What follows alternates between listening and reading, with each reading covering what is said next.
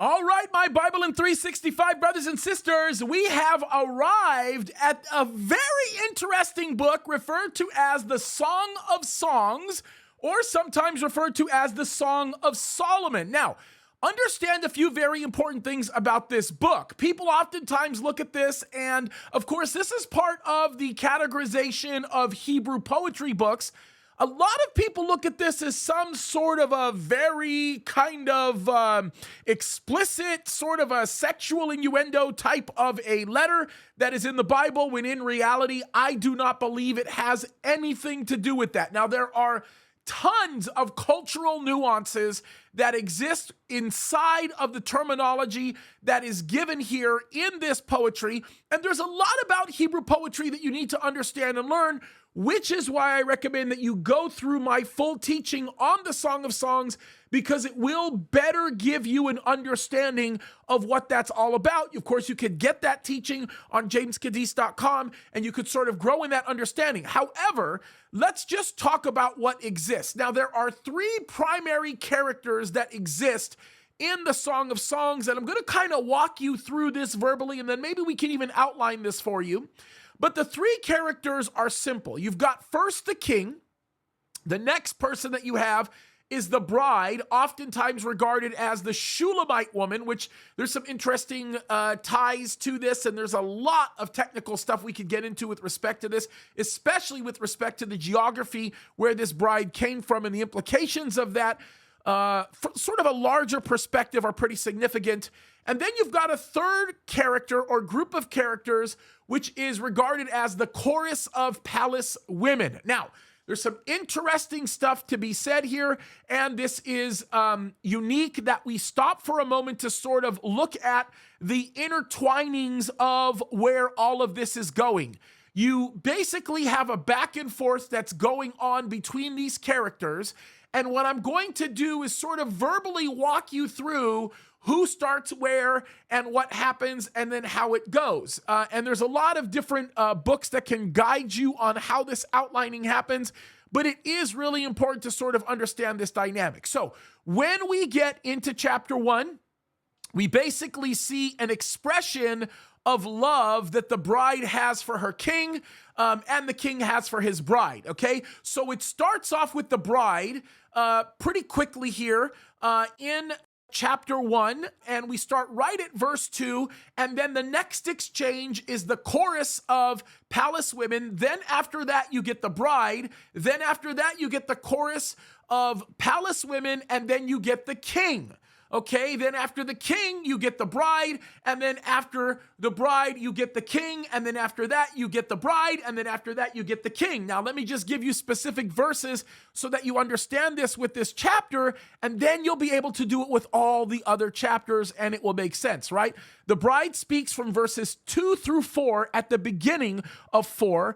At the end of verse 4, the chorus of palace women jumps in.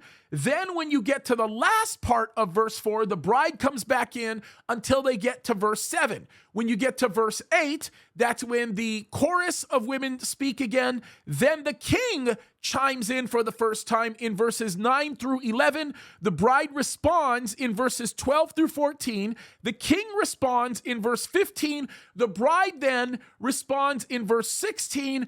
And then the king responds in verse 17. Now, when you get into chapters 2 and 3, the dynamic is very much the same, right? The king finishes his response in chapter 1, right in verse 17, and then in chapter 2, verse 1, the bride responds, then the king responds in verse 2, then in chapter 2, verses 3 through 13, the bride responds, then the king responds from verse 14 through 15, then the bride responds from chapter 2, verse 16, all the way through chapter 3. Then, of course, in chapter 4, the king responds in verses 1 through 15. Then the bride responds in verse 16. Then the king responds in verse 1 of chapter 5. Only then for the chorus to jump in the end of verse 1 of chapter 5. Then we get into verses 2 through 8 in chapter 5, where, of course, the bride speaks Then you get into the chorus back in verse 9. And then in chapter 5, verses 10 through 16, of course, you go right back to the bride. Then in chapter 6, verse 1, we have the chorus. Verses 2 through 3 in chapter 6 is the bride. Then the king speaks in verses 4 through 9. Then in verse 10, the chorus comes in. Verses 11 through 12, the bride responds. The king jumps back in. The beginning of verse 13, the chorus comes back in. The bride jumps back in through the end of verse 13. Then the king jumps back in all the way through chapter 7 into the beginning of verse 9.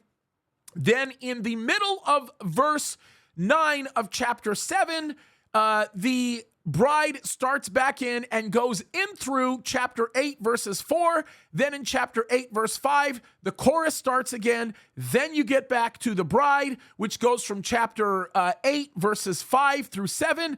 And then the bride chimes in from verse 10 through 12. There's a little interlude that exists between those verses. Then in verse 13, the king jumps in, and then the bride closes off in verse 14. Now, why did I take all the time to talk about this? Because there's one very important variable that I need you guys to understand, and that is my belief concerning the Song of Songs is that this is not just a simple king speaking to the Shulamite woman and the Shulamite woman speaking back to the king and this beautiful love story that's going on with the chorus that's happening. Folks, this is an expression between Christ and the church. Christ and the bride of Christ. Think about this for a second, folks. The characterization of chapter 1 is the expression of the bride loving the king and the king loving the bride. When you get into chapters 2 through 3, the bride begins to contemplate or think about the king both day and night. Then when you get into chapter 4, right, it sort of changes a little bit, and the king also cannot sleep from thinking about his bride, who is also inviting him into all of the things that happen in the consummation of marriage, right? And then you begin to get into the picture starting in chapter 5, where the bride remembers all of the things that they've had in their union. They've been together physically. They've been very intimate. And then when you get into chapter 6, you see the response to that expression. Chapter 7, you see the bride almost getting frustrated by the social custom that keeps them from being able to experience that expression with one another. And if you look at the parallels that exist between Christ and his church, it's unbelievable. I believe it actually takes you through how the marriage between Christ and his church actually started, how it is consummated, and how it ends. In a good way, by the way. Not the marriage itself ends, but how it carries itself into eternity. You can get that all through the Song of Songs. It's interesting stuff. Again, if you'd like to know more about this, you can go to jamescadiz.com. Hopefully this will help you. You need to look at the Song of Songs this way, because if you do, by the time you start to examine the words of the minor prophets, you're going to really understand what God talks about when he says spiritual adultery, and then you're going to really understand what it means to be the bride of Christ when you get into the New Testament. This is why you need to understand it as such. All right, there it is, you guys. Hopefully this one was valuable to you. God bless you guys. Keep fighting the good fight. You're doing a great job.